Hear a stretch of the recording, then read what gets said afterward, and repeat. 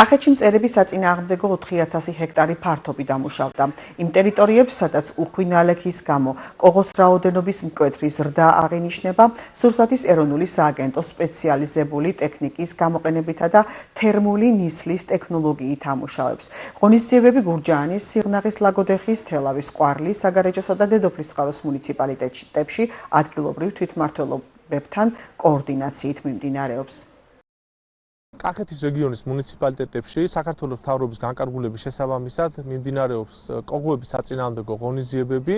საერთო ჯამში დაგეგმილია 16000 ჰექტარი ფართობის დამუშავება, სრულად არის მობილიზებული სპეციალური ტექნიკა და ღონისძიებები ხორციელდება კოღოების გავრცელების კერებში. დედოფლისწყაროს მუნიციპალიტეტში ძალზე მნიშვნელოვანი ღონისძიება მიმდინარეობს. სურსათის ეროვნული სააგენტოს 29 ავტომობილი კოღოს და სხვადასხვა მავნებელი მწერის საწინააღმდეგო ღონისძიებას ჩაატარებს, რაც ჩვენი მუნიციპალიტეტისთვის ძალზე მნიშვნელოვანია.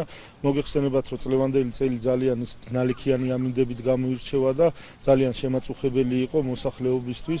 მე მიხარია, რომ უკვე მეორედ ესეთი მასიური ღონისძიება მიმდინარეობს დედოფლისწყაროში და მეცაც გეტყვით, წყლის კერებში, საიდან ძირითადად გავრცელება ხდება, უკვე მესამედ ხდება დამუშავება, ეფექტი აშკარად სახეზე არის.